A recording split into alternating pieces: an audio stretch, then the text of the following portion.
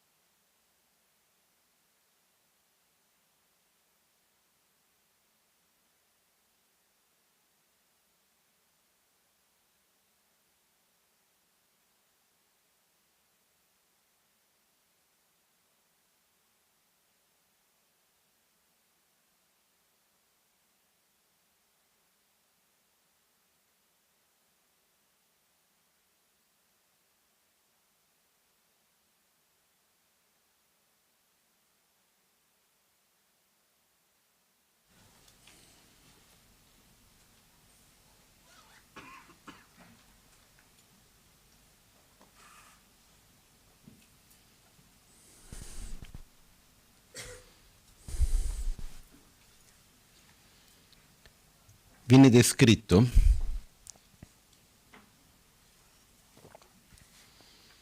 che, come posso dire,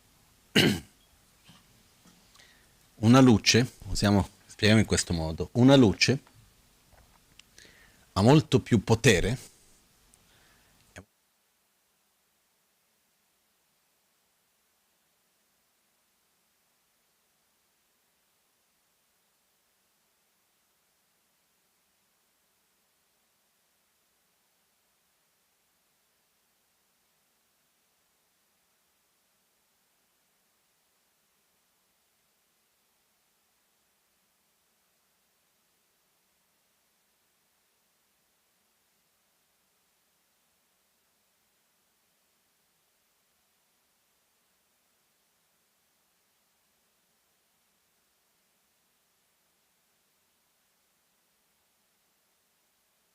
It is said in many teachings that the power of what is positive, of what is virtuous, that is sane, whether it's love itself or a coherent view of things, or in the morality, anything with anything that is wholesome, that is good, that is virtuous, when it's in the middle of many other virtuous things, when that is the normality, luckily, that has a minor power. But when we are in a moment where that is lacking, actually that has a much bigger power of influence and so on. We live in a time where some aspects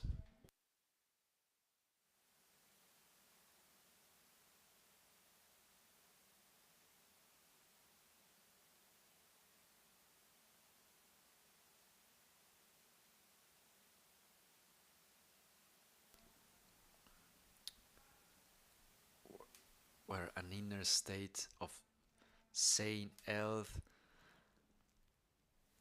is something that gets more and more rare, so it has more and more value. This is not just about Buddhism, of course. This is about the fact of when we take like a point of reference, like, okay, mental clarity, for instance. It's strange to say it partly, but I have the feeling, and then I hope that I'm wrong, but I have the feeling that anyway, to have a state of mental clarity on who I am, what do I want, have clarity of the values and so on, becomes more and more something that is difficult to have. some principles that have been given like as a basic thing, even when one didn't have them, at least it would pretend to have them, and somehow we are losing them even. Fortunately, not everywhere, but there is that tendency of not just give to them so much value. For example, truth. There are things that we have taken for granted for a long time, but the majority of us have grown up in a context where these values were given for granted, but it hasn't always been like that. Sono delle cose che abbiamo preso per scontato per tanto tempo. La maggioranza di noi siamo cresciuti in un contesto dove questi valori erano presi per scontato e non sono sempre stati così. Per esempio il dare valore alla vita umana.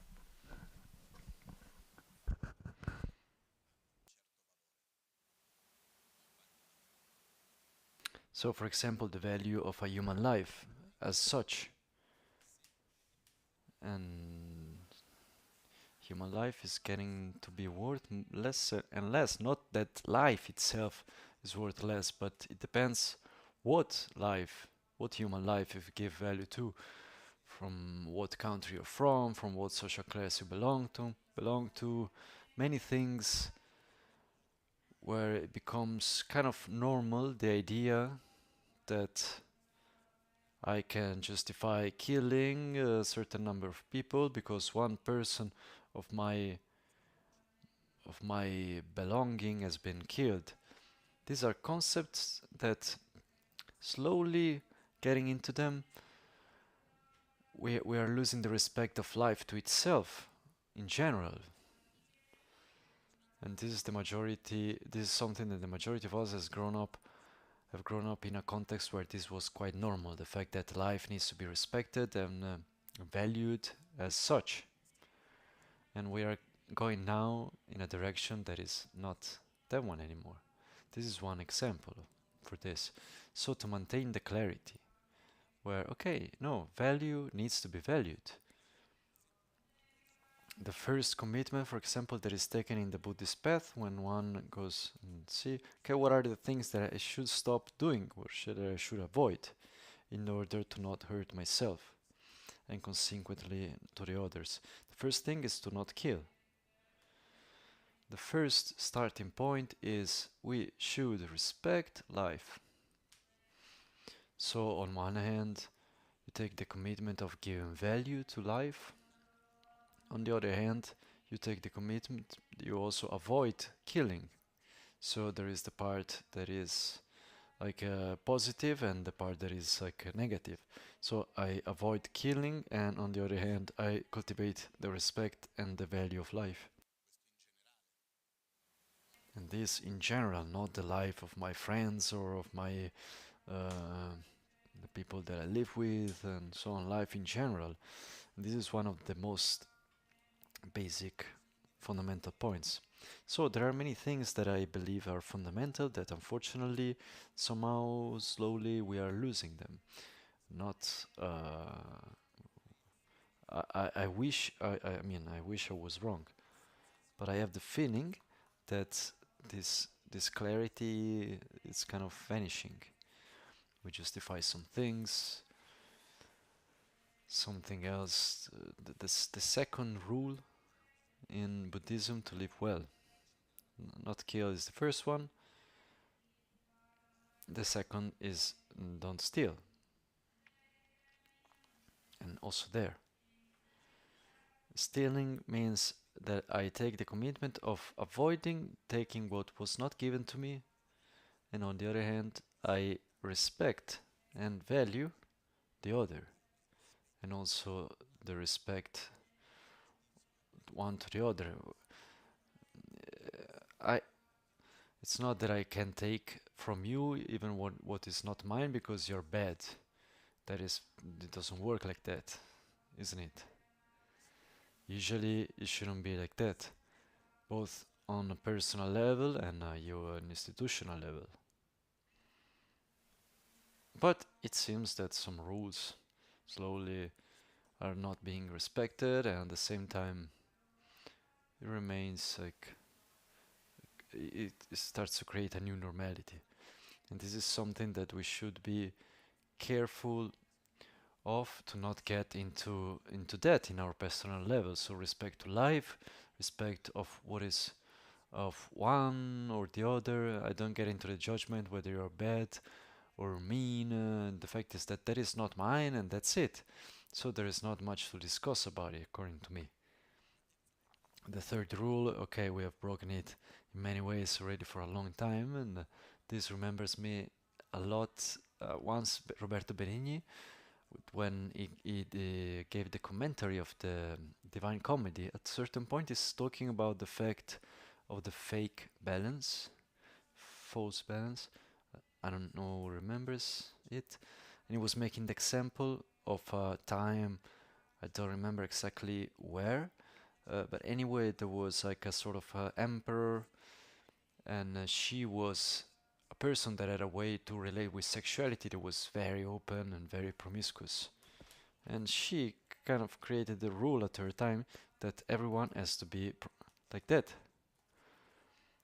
which was a way to justify. And when I was making the joke, okay, and so okay, I make the fake balance, and so it applies to everyone. And now lying seems like something, okay, yeah. Word, the value of words seems like something that's yeah, it's really not worth anything.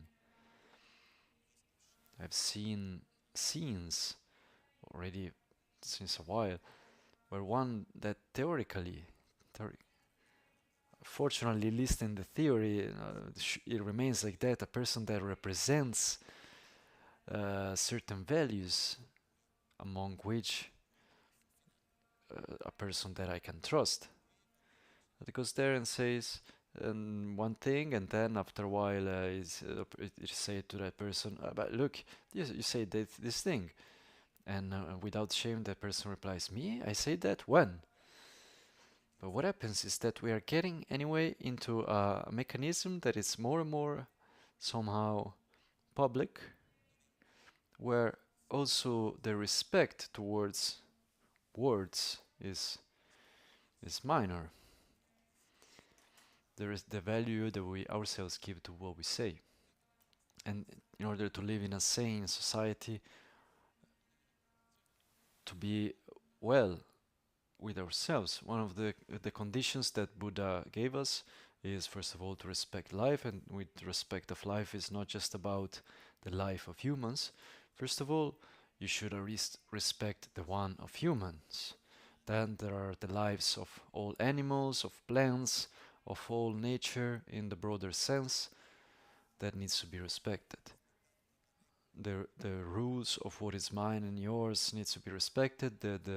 What are the relationships that we have with objects, with things, is something that is necessary in order to live with a certain harmony among ourselves.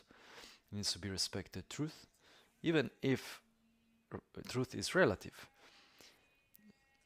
Inside the fact that truth is not absolute, but truth is the truth among truths, that I need to have coherence with how I see truth. So to have a commitment, to not have to be afraid of tell the truth, have a sincere commitment to tell the truth even when it's more convenient to tell a lie.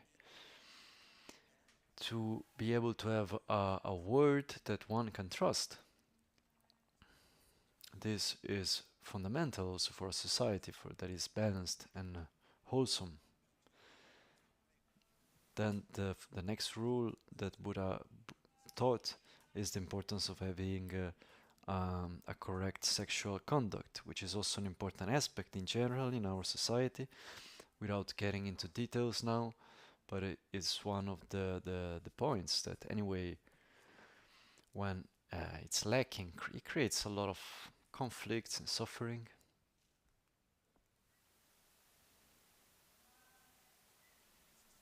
And by correct sexual conduct, I've already explained it many times, but in my understanding and context that we find ourselves now is the respect with the commitment that there is with the other person, and 2, the respect for the dignity, the will of the other person, where the other person is not lived simply as a tool for one's own pleasure.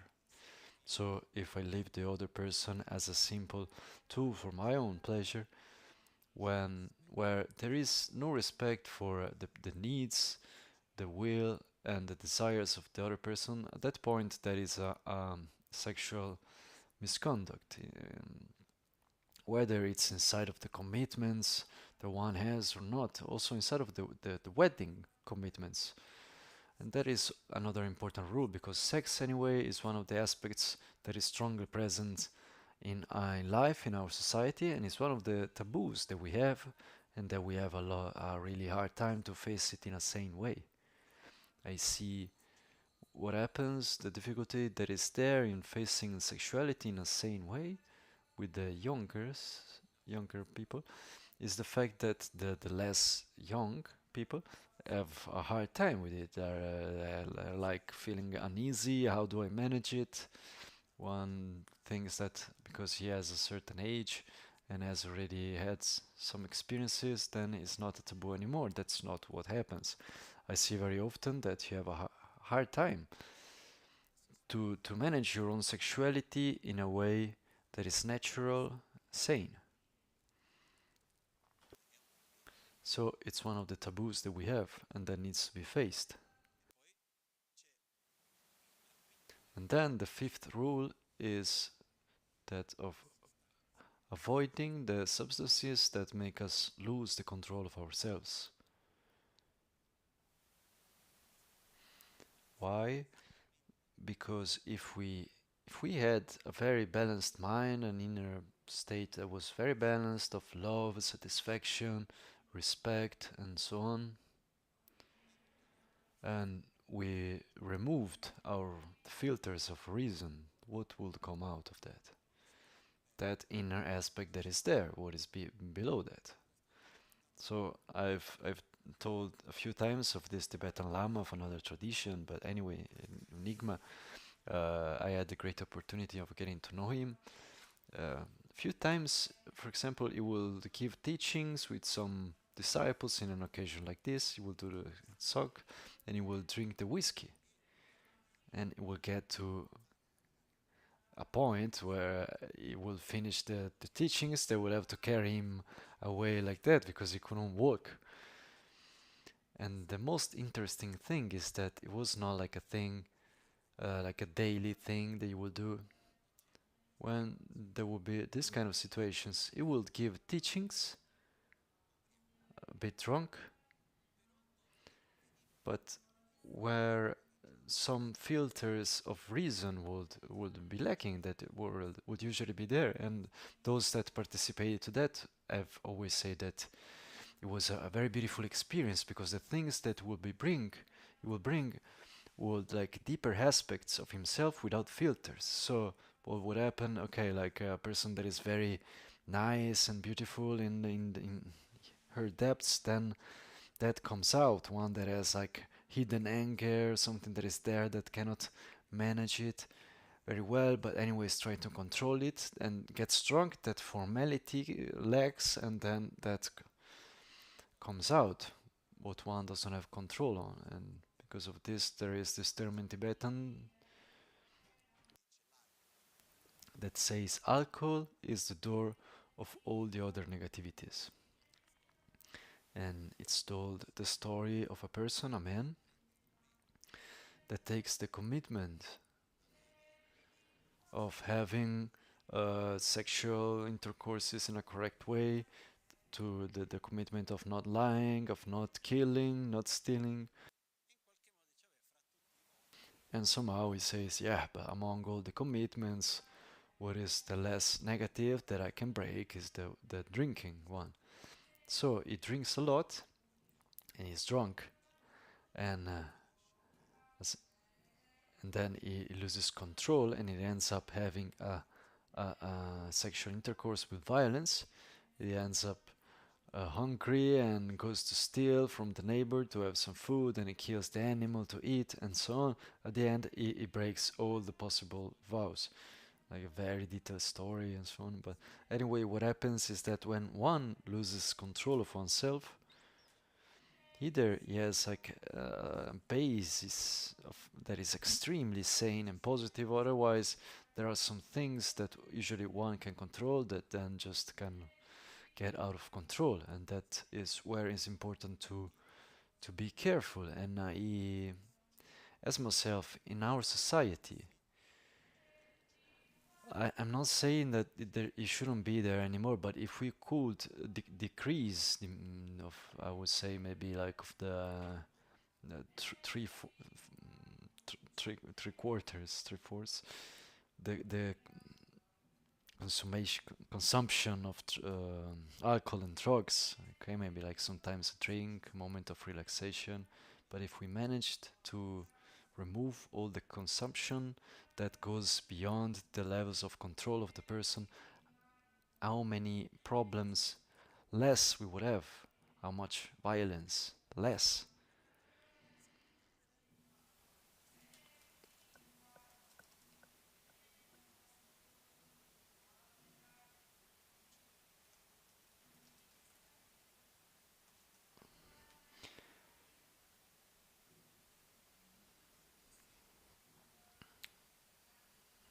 So even if it's not really normal to live a life where one has a great respect to life, to truth, to what is not one's own, towards oneself, in the relationship with the substances that one takes, so to give value to one's own clarity, where one has a sexual intercourse in a sane and respectful way, for as much that this is not so normal, let's try to not be normal. And it has even more value to be able to do it when it's not normal. Normal, I've always had a certain conflict with this term normal, because we have this idea, but it's not normal, as if it was wrong. It's normal, then it's fine. Normality is nothing else but statistics. For me, the question is not whether it's normal or not, is it sane or not?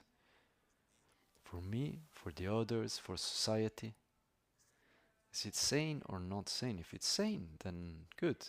Otherwise, it doesn't matter if everyone does it or not, then... So to ask ourselves this question, is it sane or not? And to remember ourselves that it's actually when there is more darkness that it becomes more important to put energy into light.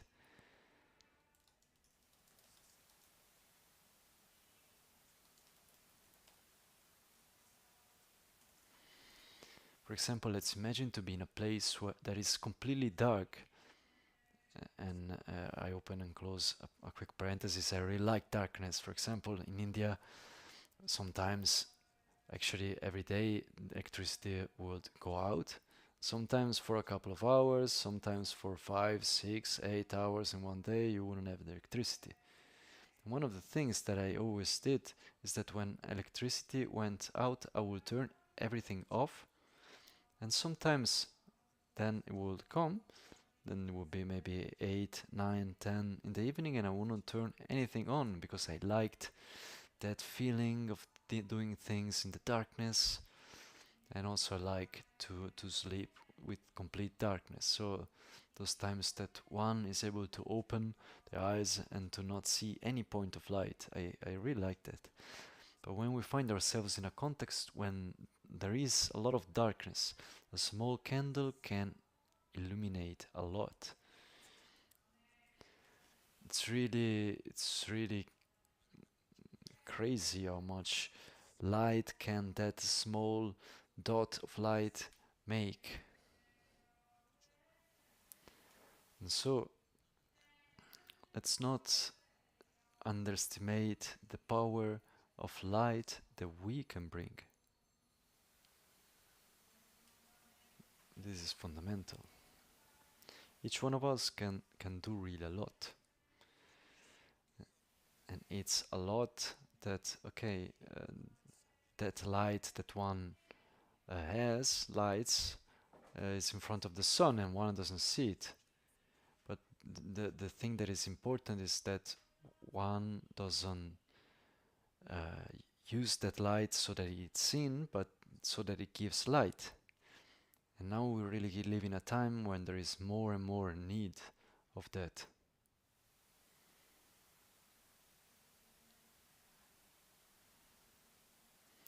And where we really need to be careful to not get into a dynamic of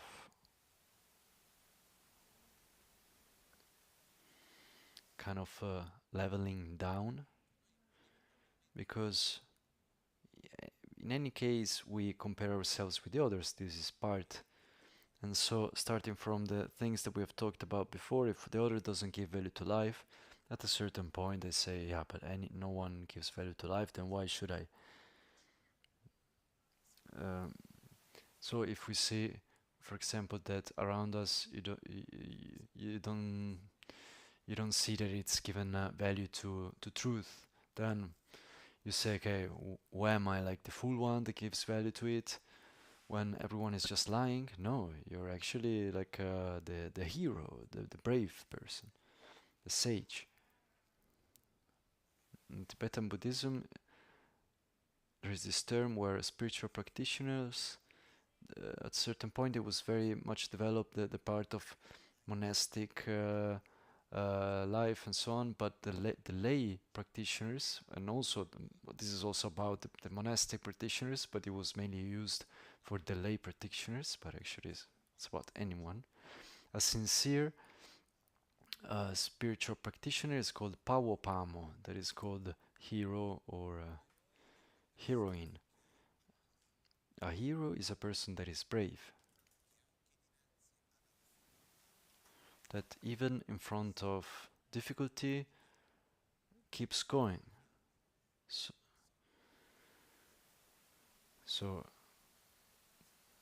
would we imagine a hero to be like a person that is brave or not brave? A person that is brave, but not only brave, but also knows what the goal is, and is able to maintain like a fight and does just drop the shot, also stays there even when it's difficult.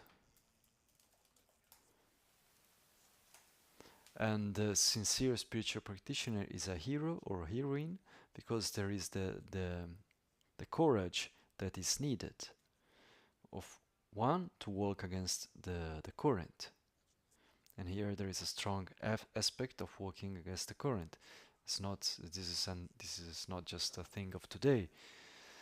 It's a thing that has always been there, where walking against the current means, okay, society walks in a direction where normality is materialism, normality is an attitude of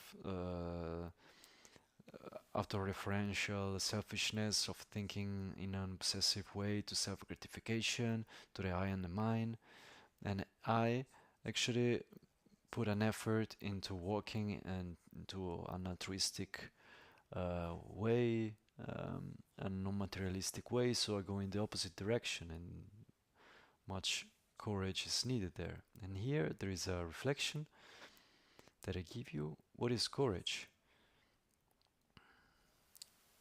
Okay, in order to be a hero, heroine, then I need to have courage. But what is courage?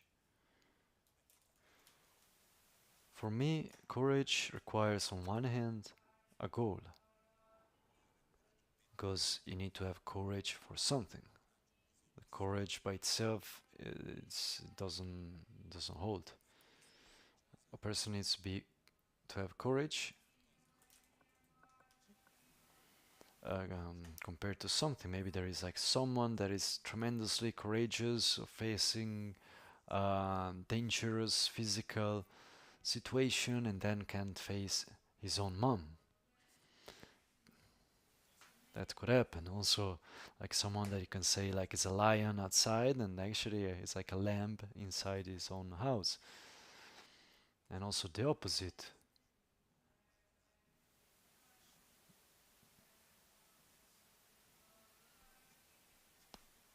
there is maybe was courage in what is was about the economical part, but not the effective part. So courage, first of all, is about the courage to what? There needs to be like a challenge, something in front of which I find myself where I believe in something and I'm able to face it and I'm able to overcome that obstacle and to look beyond. So courage requires a goal. This is important. There are things for which it's better to not have courage, because it's really better to not have the goal at all. I see some things that I say, yeah, okay, how much courage in that sense, but I wouldn't really want that. I wouldn't want courage to hurt the other, to go into war. I wouldn't want to have the courage of stealing, of killing, and to do many other things that are there. That kind of bravery, I don't want to have it, because I don't want to have that goal, I don't want to have that direction. So first of all, courage requires a goal, and when we set a goal, what gives us the strength to face difficulties,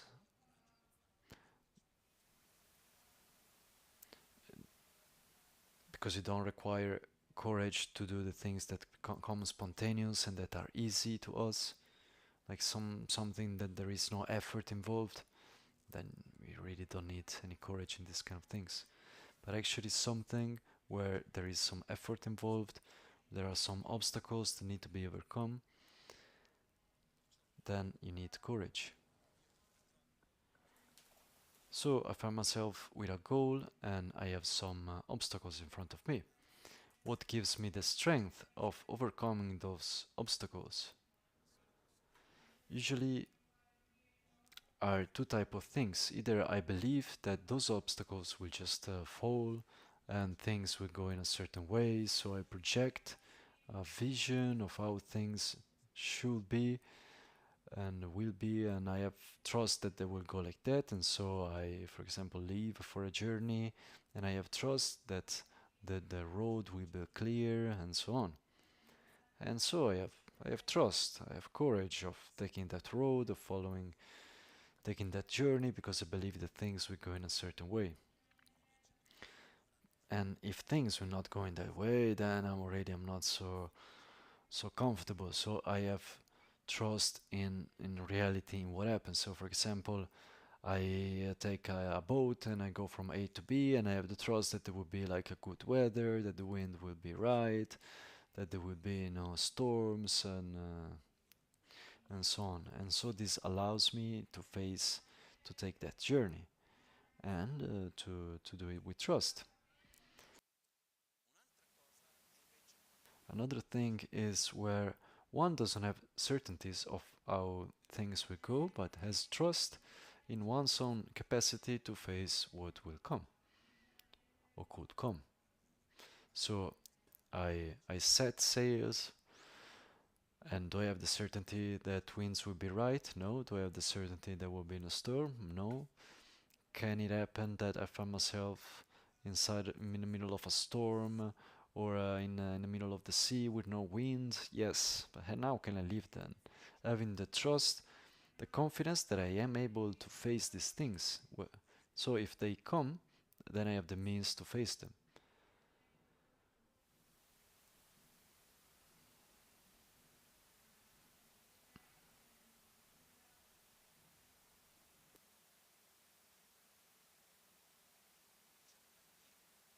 So I have trust in my own capacity. Very often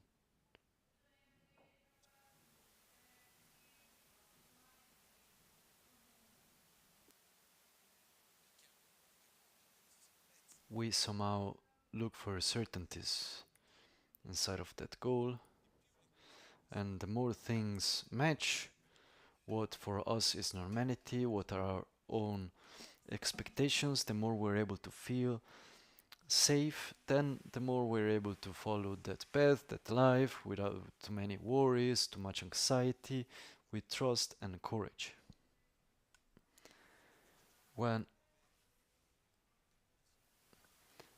we find ourselves where things have changed, the rules are not those of before, and we are not able to find a certainty, very often then that brings an inner void of anxiety, uncertainty, and so on.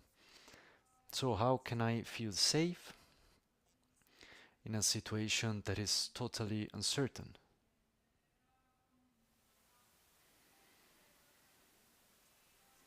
Because this is what maybe one finds himself into. Because also when one asks me what will happen, I don't know. I have no clue.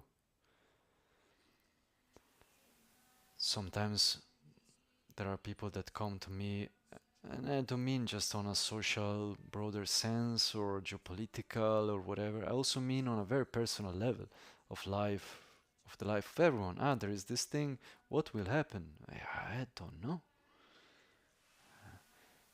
Maybe one believes that the Lama has the crystal ball and can say what will happen. And it's very, very funny to see how even those people that have some means, they're not indifferent of intuition. For example, good astrologists that are able to help the others to have more clarity in their lives, or people in the Tibetan tradition there is a tool called Mo. There is a sort of divination, and I've seen very often like those that are very good with the others, that have a hard time to do for themselves. So if they have to help the others, there is a lot of confidence, but for oneself it's different. So okay, when one asks me, Lama, what will happen, how will things go, and so on, and I can tell you with all the certainty of the word, I don't know. I don't have a certainty that it will go like that or in another way. I can give you this with the same certainty that the things that I followed my own intuition, then it worked, and the times that I didn't, then I had to pay the bills later. So I can tell you, okay, I feel this, but what will really happen, I don't know. So future, by its nature, is uncertain. And usually, how can we kind of forecast the future? We observe the past. And on the basis of the experience of the past, we see whether the present matches to what was there, and we imagine they will be kind of similar. I go to a restaurant, the first time that I eat Korean food, for example, I had no clue what that was. I had my own experience.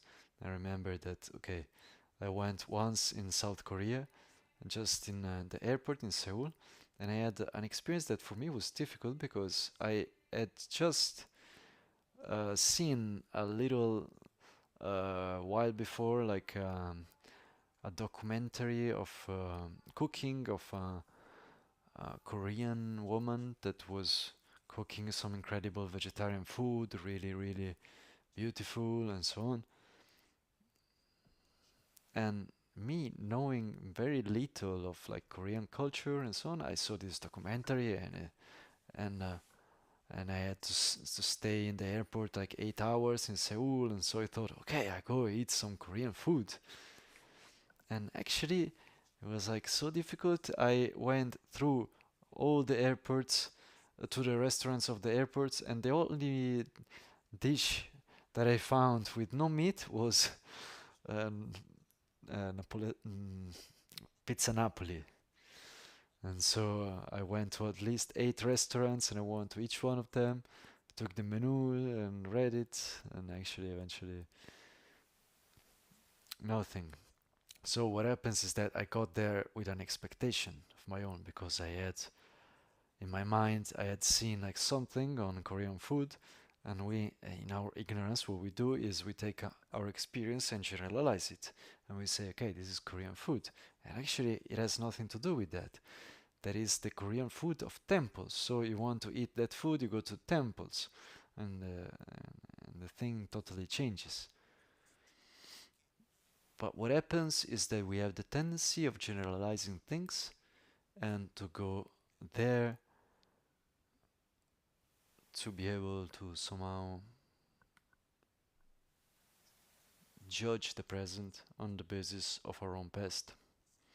So if I go to a restaurant and I ate Korean food a couple of times and you bring me to Korean food, I already have my own expectation of what I will find, right? I get there and I judge what will happen in the present on the basis of my own past experience. I look at the menu, read a couple of things. Ah, yes, this is that, and I base myself on that. But actually, maybe what they cook there doesn't have anything to do with what I had experienced before. And when I imagine the future, I imagine inevitably that on the basis of my past experiences. We really don't have any other way of doing it. We work like this, whether we want it or not. So we look for a certain stability where when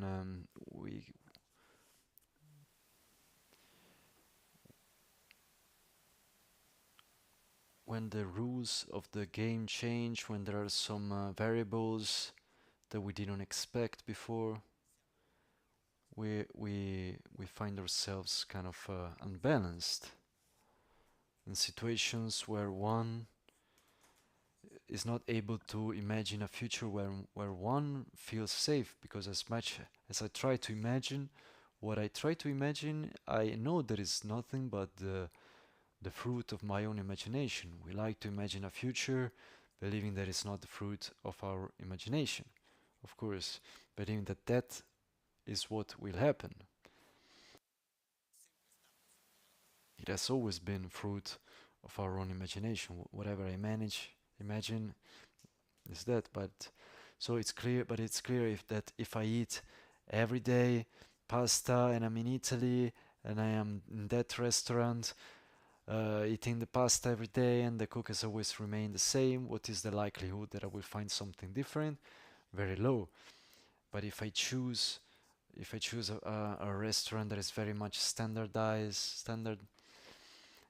for example a fast food where that sandwich is the same, what do I expect? That, and that gives me a certain coherence, certain certainty, when our parameters to be able to imagine the future come lack because things have changed and so on, then our tendencies of uncertainty. So how to find certainty, how to face anxiety, how to find a safe place in uncertain times. First of all, let's start from the fact that the future is uncertain already from by its own nature. So when we say, okay, what will happen? I don't know. It's not that I say I don't know from the point of view of like a pessimistic point of view, or look, now because of how things are now, you really can't expect things to go well. No, simply it's like a level of sincerity, like intellectual sincerity, where in Tibetan you say the future doesn't have a predetermined order. Future is uncertain. What will happen, how will it happen, I don't know. But there are some rules that are valuable. And the more I'm able to trust these rules, the more I'm able to find coherence. I can have the certainty, okay, that I will not maybe get sick. No, I can't. But I know that if I eat a certain food, then I know that I will have a certain effect on my body. Whether I sleep in a certain way or don't sleep, then I know that it will have a certain effect on my body. So there are some things that I know I can do today, of which I'm aware, and that I can trust that can help me to have a good state of health. And there are some things that I know if I do those things, then they will bring me towards a state of sickness. Then, if I do all of that, all of what is possible to have a healthy body, does it mean that I will not get sick ever? No. Is there a way like to make sure that one doesn't get sick at all? No, I don't know any possible way. But there are some coherent things that I can do to go in that direction. And here is where this aspect of dividing our conduct and our experiences of life, the things that we do, in three types of things. There are those that in their interaction with these things are good for us, so are healthy, they're good physically, mentally, from the point of view of society, they're good for us, they're sane. For example, feeling love, starting from inner feeling, okay, love, gratitude, respect, stability, to name a few. I don't believe that there is something like, okay, too much love, then I start to feel sick. I don't really believe that is possible. Where one feels like sincere love and with no relationship with towards woo, it increases oxytocin. It also doesn't matter whether the other that I love exists or not. I can love like the Smurfies. I can, for example, when I was a kid, I really like the Smurfies, the blue little ones, Smurfs.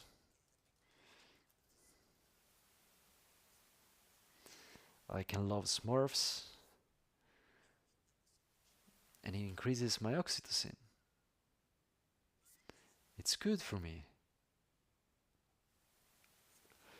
And this is interesting because when we love the others, it's not a matter of what we are giving to the other, whether the other is worthwhile, is worth our love or not. We receive something good. We receive a benefit just from that. I have never heard of anyone, no, too much love. Then at a certain point, one starts to feel sick because you're loving too much. Let's take the opposite, like anger, a feeling of aversion. There is who says, also a few days ago, I was giving an interview and the interviewer was telling me, but anger sometimes is needed. The force of opposition sometimes is necessary to be able to oppose oneself to something, to say, okay, this is necessary. But a force of opposition that comes together with aggressiveness, where there is an inner feeling of anger, when it's sustained, what does it bring to the person? One gets sick. Without getting into other aspects, okay, cortisol also goes to the moon, inflammation increases and so on, one is not able to sustain it. I never met anyone that got sick for too much gratitude. I don't know, or because it was too much generous. Maybe, okay, he finished like money, but that's another thing.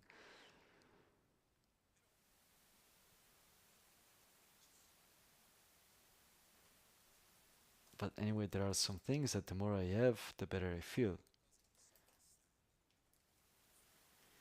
There are some things that are good, that are sane, both on the individual and on the relational and collective level. So respect, love, gratitude, to name a few. They are good. That's it. It doesn't matter to what levels we bring them. We as a society, love is good. Respect, gratitude is good. Generosity, humility, patience, inner stability, these are all aspects that are good. Concentration, satisfaction, these are all things that the more I have, the better I feel, both on the individual level, on the collective level. the more I am a balanced, joyous, satisfied person, the better also for those around me. So these are the things that are sane. These are principles where the traditional term that is used is the virtuous things. Virtuous is what it brings results of well-being. Things that work, that make us feel better. These are virtuous things. It's not virtuous what is religious or spiritual. It's virtuous what works. Like, okay, a virtuous diet is what is good for oneself, is what increases like the state of mental and physical well-being. The opposite are those things that the more you have them, the worse I feel. For example, anger is something that, without getting into the debate, okay, even if I don't agree, okay, maybe that moment of anger has a certain function, that needs to be like a moment, a rare moment, but it's not something that needs to be sustained because it's harmful, it doesn't solve anything. So what happens is that there is a coherence among the things that we do and the life that we live. There is a coherence in that. And this is one of the 4 characteristics of the law of karma. That is the fact that karma is coherent, karma is action. What I do is coherent with what I will then live, and there are some things that make us feel good and those make us feel bad, and one of the best judges that are there is our own body. So, like, for example, the examples that I gave about anger, jealousy, avarice, obsession with self-gratification, and so on, are making one person feel bad. And then there is the third category. There are the neutral things that are neither good or bad, and there are a lot of those.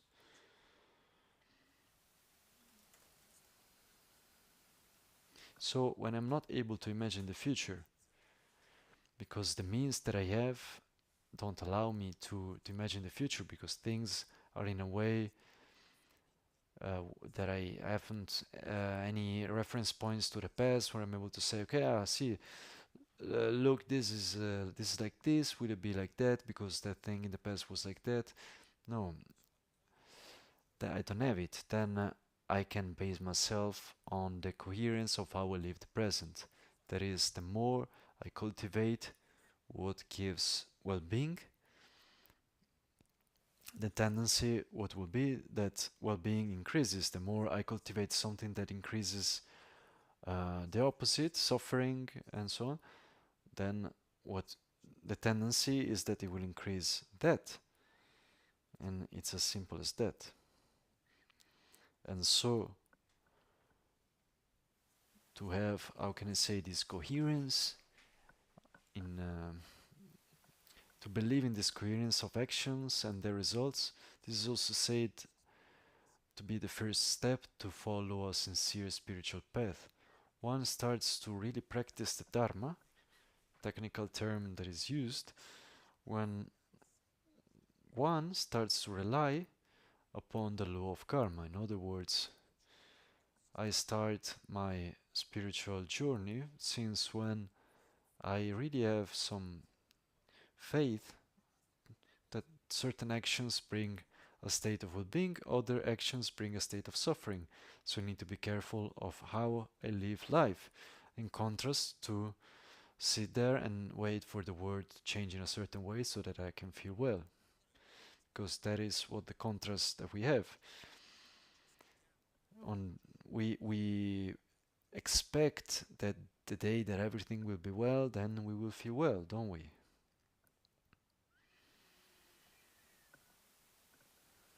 And so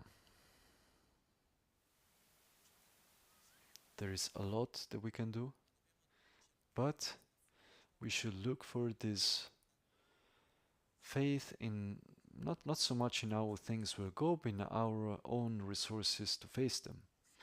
and to say, okay, if I live a life that is coherent, and if I cultivate these qualities, then I will live through that. And I will, where I will interact, then I will bring a good interaction. And so, does this mean that the whole world will change and everything will be as I expect it to be? No.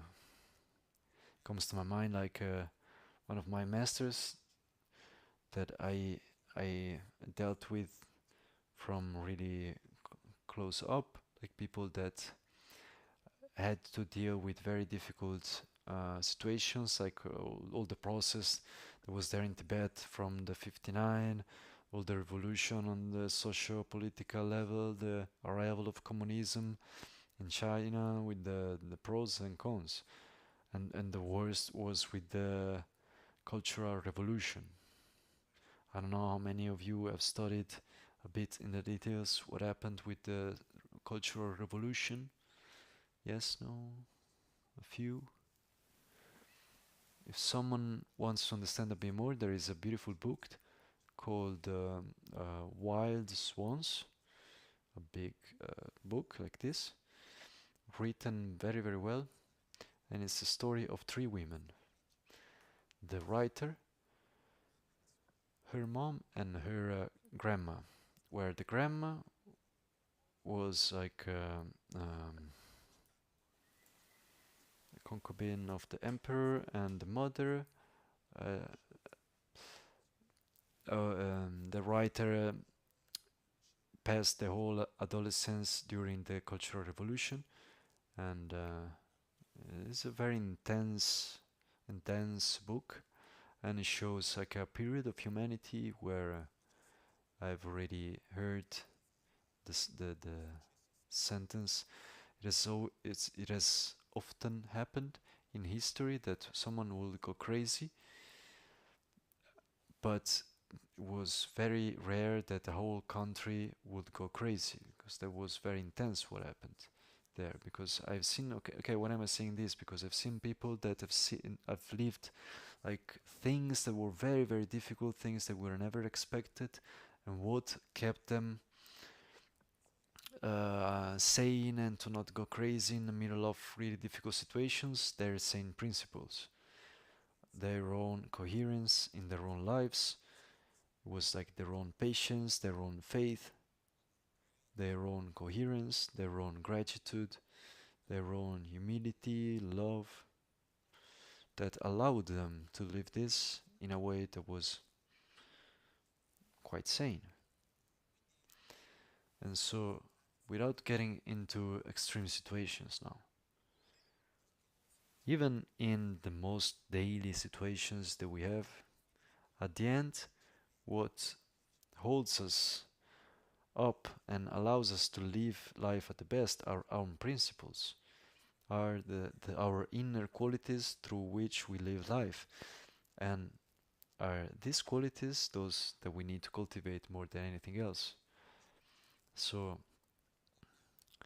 we go round and round, but we go back to a point that we have already talked about many times, and I keep repeating it. People tell me that I'm boring. Yes, I'm boring. I will keep being boring, because the point is not to understand, the point is to realize. And so we need to listen again, and to say the same things, so that then slowly something gets in, that kind of brainwashing starts to work.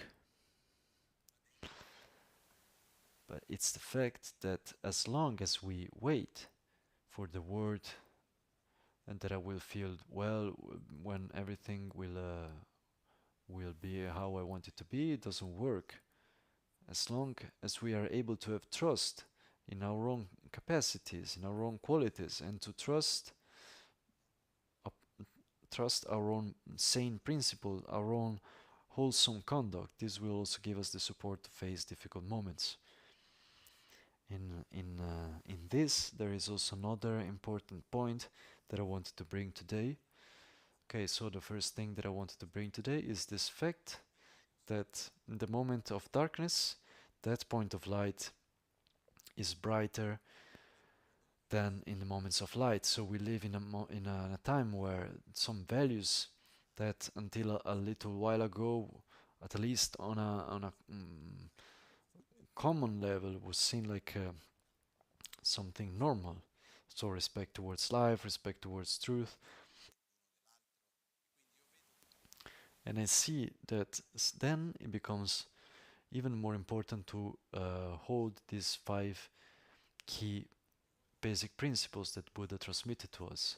And I would like in a quite close future to give the opportunity to who wants to formally take these commitments to be able to do them, to take them. So to take the commitment of not killing, not stealing, not lying, not taking substances that take away the clarity of mind, to not have a sexual misconduct. This is something that, according to me, has a really great value for all of us. And somehow, even more now, because... So the first point that I wanted to bring today is that if we manage to have as a reference point a virtuous life, remembering ourselves that what is virtuous is sanity, then we know that we can do it. And this is fundamental. Each one of us has this capacity. And the only reason for which I repeat these same things 20,000 times is not because I like it. I am very boring, but in the sense that also I'm like a person, okay, you put me there, I remain there. 3 days pass, I'm still there like that. Don't you get bored? No, like I'm boring already for myself, so like I don't need to have a lot of stimulation, do a lot of things. On one hand, I'm very curious, on the other hand, I'm very boring. And the reason for which I'm here is because I have trust in each one of you. This is the only real reason. The only real reason for which we are together here, the only real reason for which this center exists, for which we are here repeating the same things, coming back and to do again and again. Why? Because I have a deep trust in each one capacity of really being able to develop more love, more gratitude, more stability, and so on. We have this potential. So it's important also that one has trust in himself, and that we commit. What I wanted to conclude in this first part is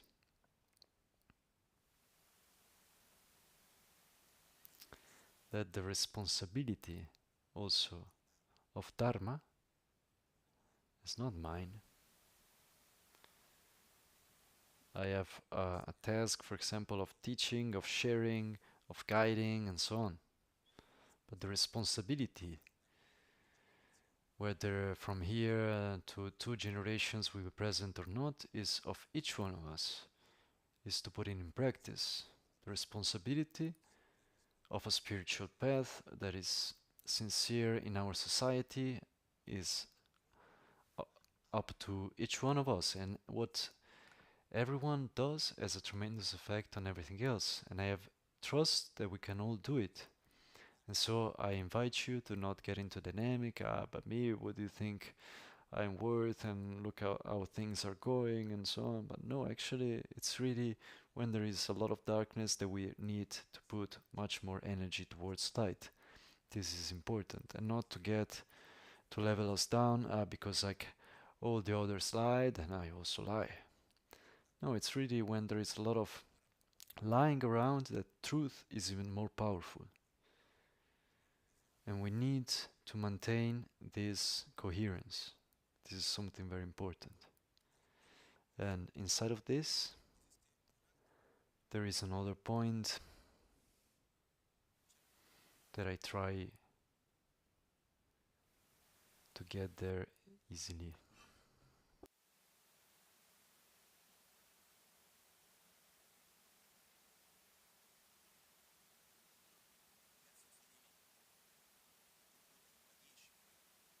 There are various teachings where Buddha says again and again, and then also masters afterwards help us to remember.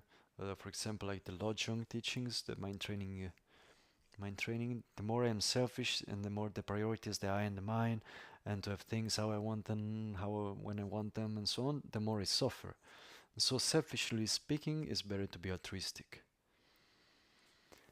The more, on the other hand, I am able to see the other, I'm able to include the other, without excluding myself, the more I'm able to transcend this division that there is between me and the other.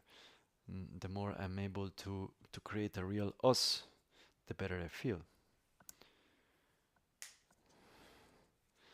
Because of this, there is a practice that is called to compare oneself with the others and to make oneself equal to others. So this being this pathological self-referential attitude, this extreme selfishness is harmful. And we live in a time where there are some tools that we use in our daily life that unfortunately give us a false idea of connection and increase this way of relating with the world that is self-referential, narcissistic, and selfish. And this worries me a bit because by observing, there are some things to which we are all subject to. I've never got to know anyone that was immune to it. There are certain dynamics that touch really our own deeper modus operandi way of working that no one is immune to. I explain myself better. It's not because I have the fixation. Okay, let's go back to our own main object, the smartphone.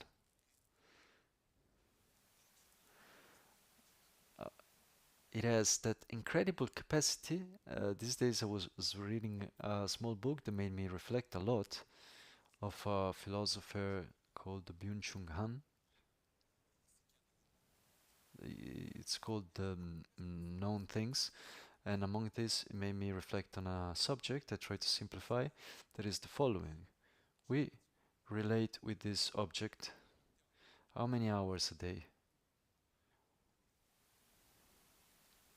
1, 2, 5, 8, 10.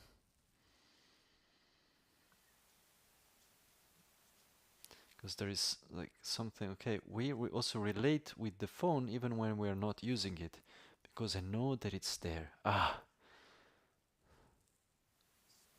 I know that I can call you, I know that I can access to something. There is like a wire, a thread, something that is constantly attached to the phone, that is that. And we, through the phone, to what do we have access to? To the word. We have access to anything. We talk with people, we write things, work, friends, fun, we buy things, we make research, we have access to anything. If we want to access to something of the world, like an information, a person, a place, even, what is the tool through which we do it? Through our phone. So on one hand, it has this very powerful aspect of allowing us to get in touch with the world. Like that small screen through which we can get anywhere, and this is real. It has this power that is not indifferent, with a very interesting mode that I can access to the world when I want it and how I want it. I don't want to talk with you, then I just swipe away. I don't listen anymore. I want to look at that, but I want to look at that aspect, just that aspect, and I look at it, and it's a window to the world that is totally self-referential and narcissistic. You can just check the way we have to communicate, the way we communicate with the others. It also seems like unfriendly to call someone. You just send like a message. Why? Because if I call you, then I put you, um, I make you face me, or the other way around. So if I just send you a message, then you just read it whenever you want. I did my part, and I don't have to kind of face you. Mm. The phone brings us to this very narcissistic way of very centered on how I want things, and it brings away the fact of having to face the other. To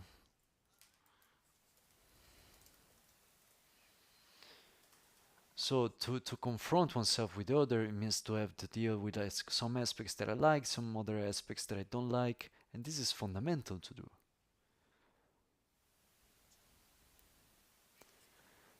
And so this relating with the word through a tool that allows us to filter the word, believing in our illusion that we are still seeing the word.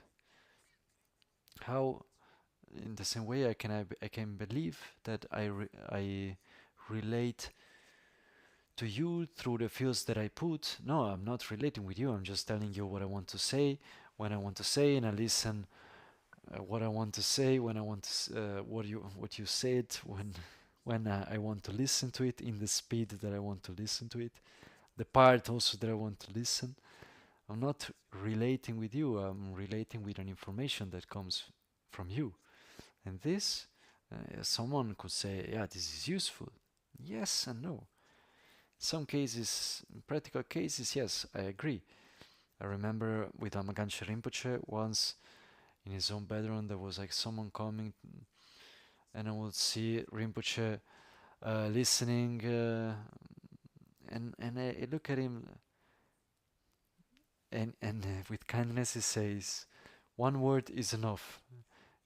I understood. You don't need to repeat it like in 20 different ways, because also sometimes the truth is that one tells more because not because that is necessary, but because one needs to say it. So this is also important in the relationship with the other, to also face the difficult part of the other. But the more I relate through a filter that takes away this part that is, so to speak, more difficult, the less I am able to relate with the other. The weaker I become.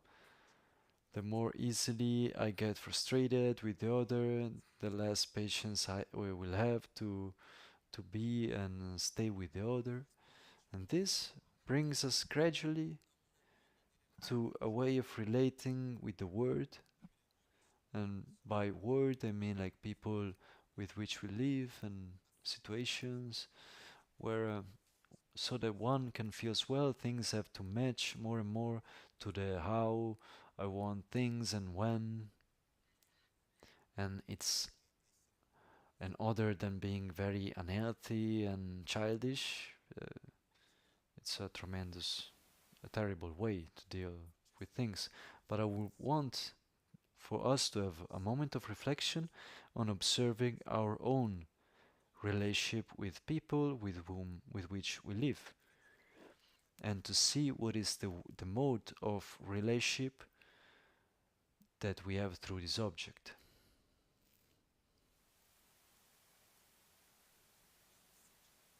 I sincerely don't believe that it's a way of relationship that is sane. The danger that is there is that not only it touches their relationships, but it also changes our way of thinking. It transforms slowly our own mind, the shape of our mind. We leave the world through that habit, where things need to be at my disposal when I want them, how I want them, and so on. When the other, bit by bit, just fades away. And so when we look at the practice to make oneself equal to the other, we find ourselves in a previous step even. Okay, like the other needs to exist first of all. The other exists, okay. And then at this point I can allow myself to see that the other has some needs, that the other is similar to me, and so that I can allow myself to see myself in the other, and that's a wonderful thing. But even before being able to see myself in the other and to transcend the difference between me and the other, transcend this duality, often we find ourselves in a previous step where we don't allow ourselves to see the existence of the other in our lives. I don't know if this thing is clear, and it's quite worrying, because this is becoming the normality, where actually it shouldn't be. It shouldn't be, because it's not good. Like, if everyone will be content, then okay, we all close up in our own little world and we are all happy. Yeah, that's great. Let's do that more. But we can just see, okay, in the last 20 years, the level of well-being, happiness, mental and physical, did it go up or down? Down, and not by little, and not just down because, like generations of before, now they don't know, they didn't know how to live these things. No, the more we see people that spend more time living the world through these objects and so on, the more there is a level of emotional instability, a level of greater dissatisfaction, a level of an inner void that it's difficult to feel, a lack of goals in life. We need to touch, to live things, to be together, to be in front of what is not easy, and even to work with the hands. It comes to my mind, for example, like the playground. Like what I want to say is not a criticism, and partly yes, but someone could say yes, but yeah, okay. I say it beforehand. I don't know. To me, it seems that okay, in a little while, the kid, when it goes to the playground, will have to bring a helmet. I don't know if I explain myself. I'm making like an extreme thing, but there is like an hyper protection and fear that one gets hurt. But when one is little and tries to climb a tree and is not able to do it and falls and gets hurt a little and tries again and manages to do it, what is he learning? To have trust, confidence in oneself. I can do it. Yeah, I got hurt, but it's nothing, I can get over it, and so on. If I get there and I tell you, no, you cannot climb the tree because there is no protection on the floor, then already one starts, okay, no, there is no rubber, I cannot climb the tree. Look, that you need to put this and that and do that and that. Naturally, I start to see that the world is dangerous. I cannot do this and that because I will not be able to face those things by myself. And naturally, one gets less confidence in oneself. And by this, I'm not saying that we should make like playgrounds with the barbed wire and so on, or that we should do as natives in Amazon, where there is like a culture. Okay, like the the the the the young kid took the sharp knife in his hands, then no one says anything because there is no better lesson that to learn by myself. So the kid cuts his finger with that, then no one says anything. The kid learned what a knife is, and he will not do it again. We don't shouldn't go to that extreme, maybe. But what I see is that somewhere it's really important for us to make some experiences.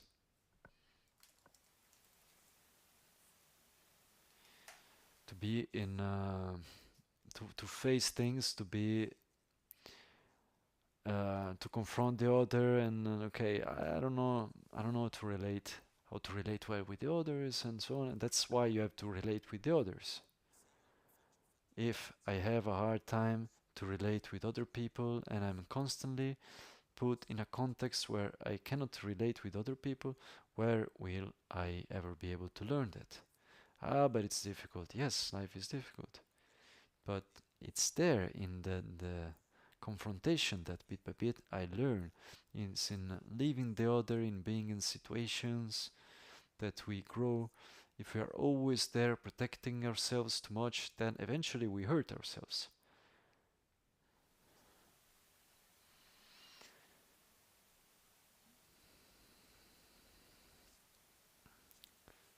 So it's like a person that we try to relate with, and only in the way that we want to relate with that person.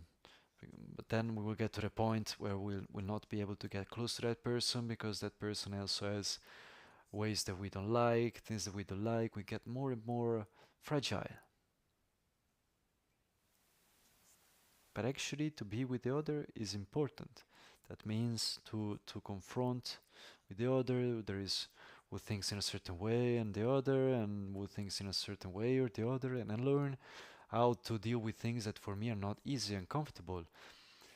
And I learn to be with the other, not with the other through a filter where I choose what I want to listen to, what I want to say, what I want to see, how I want to do things. That is a fake experience. And the thing that we need to be careful for is that no one of us, I believe, is immune in front of this, because it's easy, it's convenient. Seems convenient to leave the word through the screen, even if it's harmful. It's easier to relate with a person where I just mute the person whenever I want. It's easy to say, okay, the person is too slow, okay, 2.0. Sometimes there are some messages that I get, okay, even the 2.0 seems slow. How can that be? There is like a side that it's comfortable. There is also who needs like 0.5. Sometimes one goes too fast for the perception of ourselves. This is to say that these are tools that have like a level of that is practical. It's more practical that I listen to you whenever I want, but it's harmful. In the long run, in the whole, it's harmful.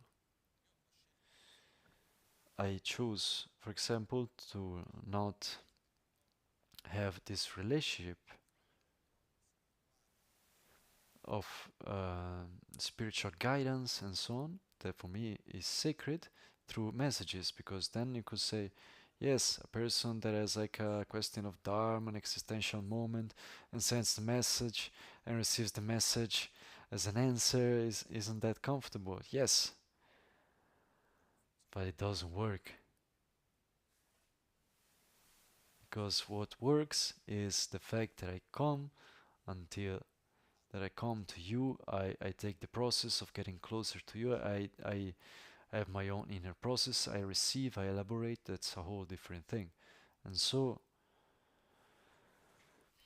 what I want to bring more than anything is this reflection, to revisit, to review our relationships, and to be careful in the way that we relate with people, because one of the most important aspects in our lives, our own relationships.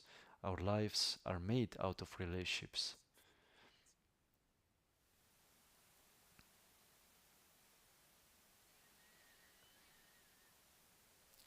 from work to family to whatever aspect, we are made out of relationships. Also on the spiritual aspect, you say that the root of the realizations, the basis of the path, is the relationship that is created with the spiritual guide, is the relating with the other, and this is fundamental. And so the tools of relationship that we have today are very practical on one hand and very unhealthy on the other hand.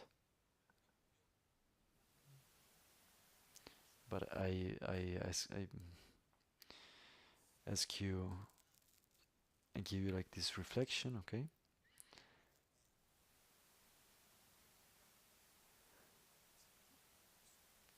How many among our relationships are lived through our phones?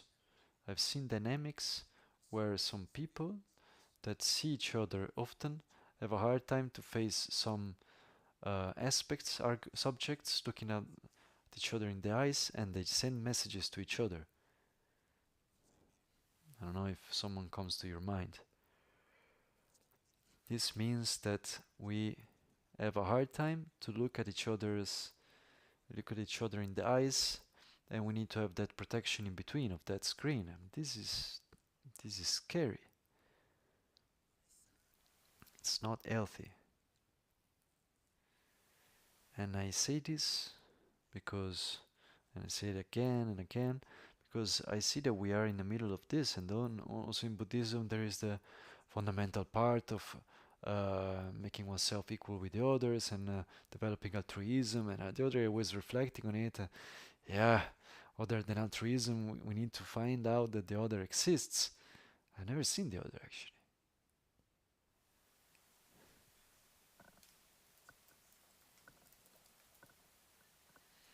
Because it's very different to relate with the other through a filter where I choose when I want to see you, what I want to see of you, and how, and to be with you, where I have to adapt to your times, to your ways. I need to learn this relationship. These are two completely different things, where being with the others brings a much greater richness, and where that is one of the capacities that are fundamental for us to develop as human beings, to learn how to relate, where there is me and the other.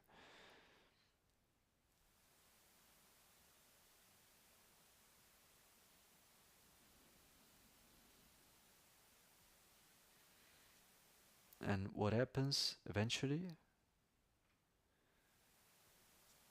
is that sometimes we believe that we are relating with the other because we are looking for people that are inside the parameters that we want.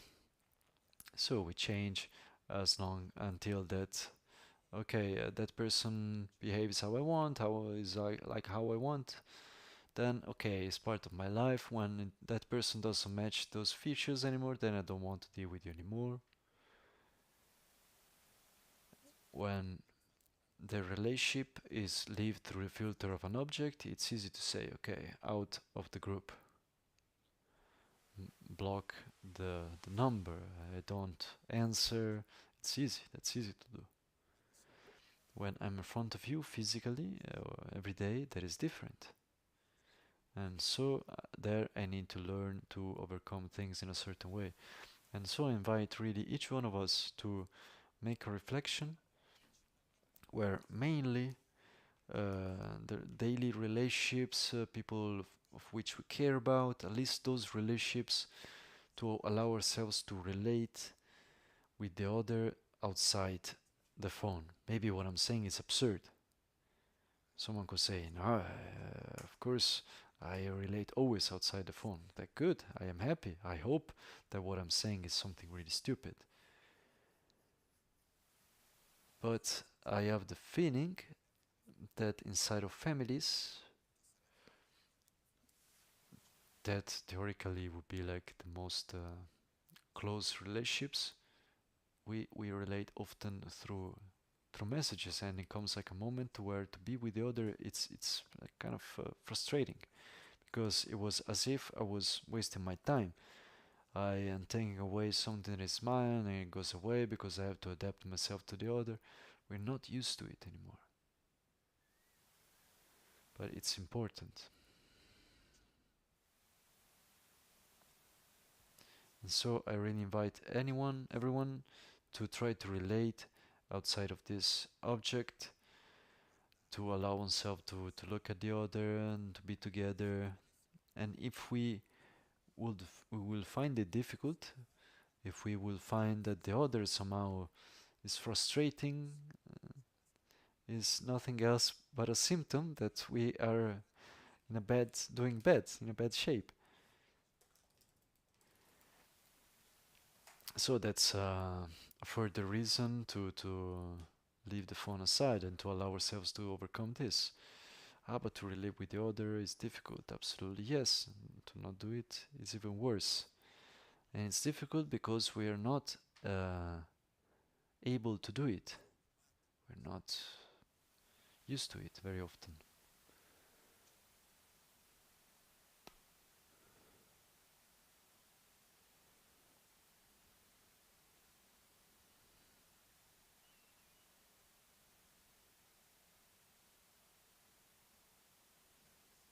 And so to be together is something where we have to learn a lot. There's something where we have to receive a lot, and not just to be together in the context that is convenient to me, to be with the other, to allow myself to be with the other and to see the other, to listen each other, to be together, to face certain situations, to get to know each other. That's something that we need. And the more we are able to do it, the more this brings us a maturity, a stability that allows us to face life better. And so, in essence, turn the phone off. Let's turn the phone off. Let's try to talk. It seems like a joke, but actually it's very serious. And I hope that somehow I'm able to transmit the seriousness of this. And it's serious because all of us, independently by the age, social condition and so on, we are all very vulnerable to this. And what is worrying is that when it's something that becomes normal, everyone does it, then what is bad in doing it? The bad is that it's bad, that's it. If I see that it's good, then it's great, but if I see that it's harmful, then I have to be careful. So better to be a normal. Comes to my mind a friend from the Asanga in the Netherlands, Nico, is a person that has faced many difficulties in life, also due to sicknesses and so on, and took a very particular choices. And one day he found himself with a group of young kids talking, and they sat there talking, and they became friends and so on. And at a certain point in the moment that I had to say bye, it's not that they will know to each other in the daily life. They met each other in a shopping mall, and they were just talking. And they asked him, "Can you give us your phone number?" "I don't have a phone." And these kids said, "You don't have a phone?" "No, I don't have the phone." They looked at him with eyes with like hearts, and they said, "How cool, how beautiful, you don't have the phone, wow." Unfortunately, we got to a time where to not have the phone, you're more trendy than having the last model. That's something that you're even more like that because you're against the tendency. And I hope that we can go in that direction of seeing that this is something that is not sane, that we can allow ourselves to let it aside more. Then we can talk about the development of altruism, concentration, and infinity of beautiful things that are there. But we need to have a solid basis. What is the danger? That getting in the spiritual path in a process of development of altruism and so on, where male beings have happiness and its causes, all that I don't have to get in touch with, because I don't get in touch with the others in general, and so I protect myself in a comfort zone that it's mine, and then may everyone be happy. It's better like this than the opposite, that may everyone feel bad and that I feel good. It's better to have this feeling, even if it's idealized, but it's extremely, extremely limited. It's like the story of Asanga. Asanga is this practitioner, great master at his time, already with a great level of knowledge. Somewhere is represented here. Now I can't find it, but anywhere here we have Asanga. Asanga, one day he realized that he had a lot of theory, but there was a part lacking in practice. There was like a part of a real altruistic love. So he drops the life that he had in the monastery, monastery of Alanda, very important monastery. It was like very important there, many disciples and so on. He leaves and he goes to live in a cave to meditate. He wanted to be on his own, to meditate on love, and he sits there. And he stays there 3 years to meditate, and after 3 years, doing those 14 hours of the day of meditation, and at the end of the retreat, he gets there. I haven't realized anything, nothing has changed. Maybe it's more useful if I come back to the monastery and I help people in the villages. I teach, maybe it's more useful than being here meditating on my own. Then he starts to descend the mountain. He meets an old lady, and this old lady, she had some iron sticks and a piece of cotton and a container full of needles, and he was stroking the needles with the cotton, and Asanga was looking at her. What are you doing, lady? I am consuming the iron to make some needles. And it was like, wow, how much perseverance. If this lady is able to sit there, to brush with the cotton, the iron stick to make a needle, what are 3 years of my life to develop love, altruistic love? Nothing. Then it goes back. It goes back to meditate, Buddha Maitreya, development of love, altruism. Then other 3 years pass, nothing. Then, okay, I go back. And as he's going down,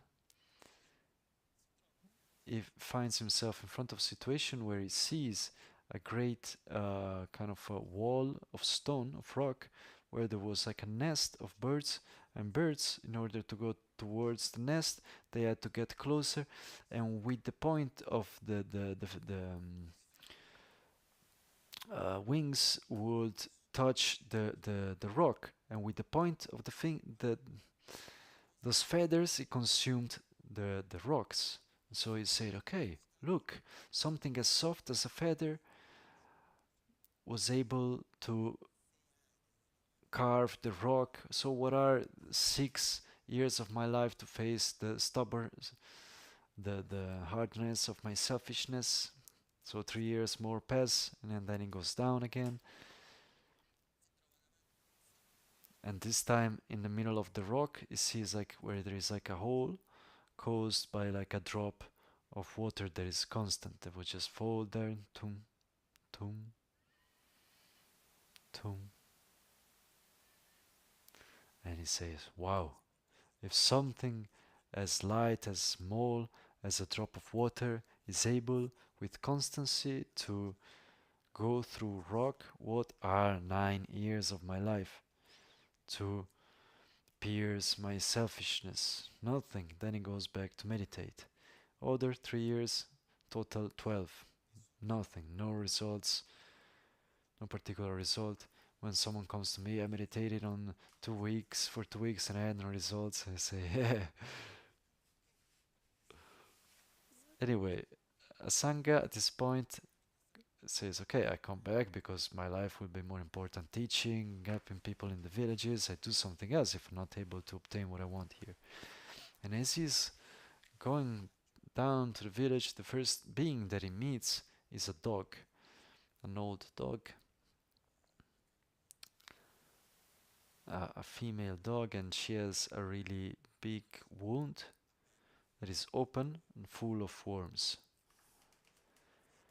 And as he sees this dog, this old dog with this wound, naturally he has like a huge feeling of affection towards this dog. And he has like a deep wish to help this dog to get out of her suffering in general, but starting specifically from that illness that she has, the pain of death. And so she really wants that dog to get out of her suffering. And so he gets closer to take the worms out, but then when he's close looking the worms close up, then he feels the same love for also the worms, and he also sees that also the worms suffer and want to be happy, and in the same way he wants to help the worms. And here he has a dilemma, because if he takes away the worms because he doesn't have where to place them, then he hurts them. So he takes a knife, he cuts a piece of his leg, and he puts it as a basis to put the worms. And here I add with the story, with all the compassion to the word.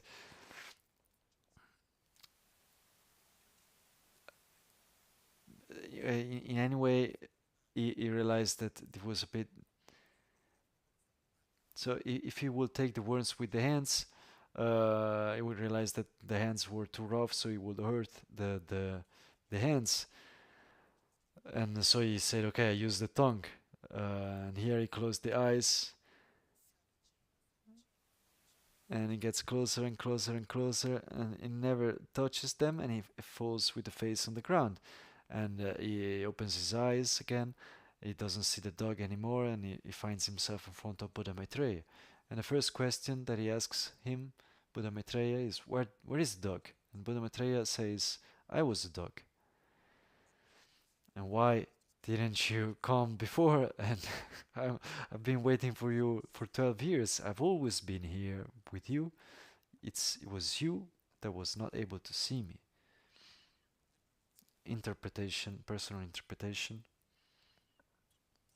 We, all of us, in any moment, have inside of us the potential of loving in a real altruistic way. What was the turnaround then?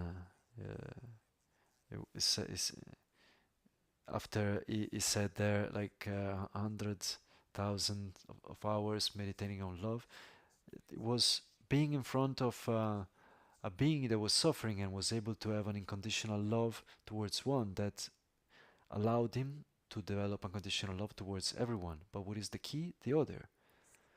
Without the other, our own path is non-existent. Without the other, we cannot get in touch with the most beautiful part of ourselves. For as much as Asanga had meditated on compassion and love for infinite hours, he was able to develop compassion and love when he got in touch with the other.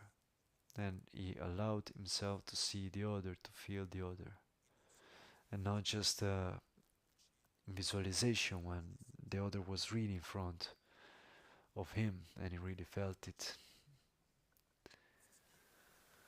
And so it's explained in many ways that in our spiritual paths that the other is as important for us as all the Buddhas, as all the sacred beings, because it's through the other that we can get in touch with the most beautiful part of ourselves. And so there is no need to be afraid of the other. There is nothing to protect ourselves from, because the other is different, because the other is annoying and this and that. This idea that I will feel better if I'm able to protect myself from the world and do things how I want them, when I want them, eventually it doesn't work. This view that is self-centered doesn't work, in the sense that it doesn't really bring to a state of greater well-being. What brings a greater state of well-being is a sincere feeling of love, altruism, gratitude, and this is something that is up to us to cultivate. So, if there is a tool that is an obstacle towards this, then that tool needs to be abandoned. We need to protect ourselves from that. With this, I don't want to say that we should all close, turn off our phones. That would be great, but I don't see that as really realistic in this moment.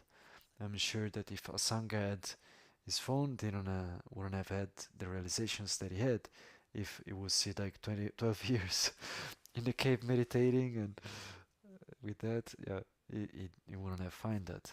Just to say one thing, a while ago I was talking with the habit of an important monastery that was one of the most important centers of study of philosophy. I saw a session of debate, and I said, is the quality a bit has gone a bit down? Yeah, it went down a real lot, now kids are going to the sessions of debate, the lessons and so on, give the exams and so on, but all the times they have in between, they spend it on the phone. And this, we're talking about the monasteries. And so, all of us need to protect ourselves, to be careful and to do what is good for us. And so, to conclude, let's put energy in light and not in darkness. Let's all try to be part of the solution and not of the problem, starting by ourselves. This is what we have already told us many times. One of the important steps is to allow ourselves to be with the other, to allow ourselves to even if it's a bit uncomfortable, even if there is like some confrontation, that is also part of it. That is something that we need to learn, and that is also very important to be by oneself. It's fundamental to be able to learn to be alone. It's important to learn both to be with the other and to be by oneself. Both are important.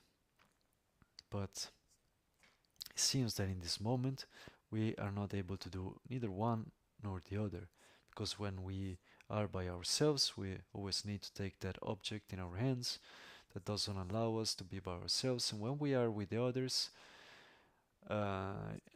it doesn't allow us to be with the other. It's strange, but that's what happens.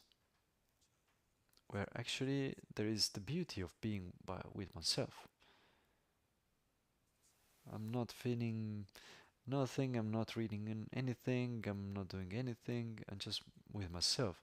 And even when I take the book, there is the other, there is a confrontation with something else that I need to confront myself with. When that usually the information that we receive through the screen, we are in a passive mode, we simply receive without having this creative part together. It's different, the thing. Anyway, now I don't want to get back to this point. So for this, I invite really everyone to reflect seriously on this.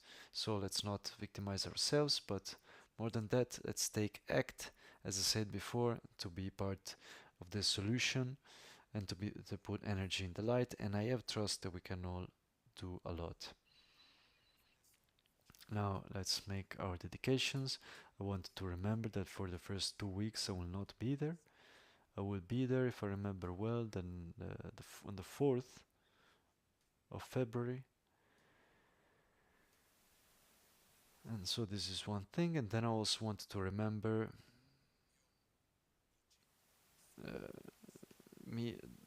the center since many years has always had a tradition of organizing pilgrimages, also for the importance of getting to know different cultures, getting out of the comfort zone, getting to know secret places and so on. Me, this year I will not personally go to Nepal, but there is a small trip that is being organized for who wants to go for once to go to Nepal in the Losar in the Tibetan New Year's Eve, and it's nice to go together. It's different, but it doesn't take away anything from the beauty and the experience.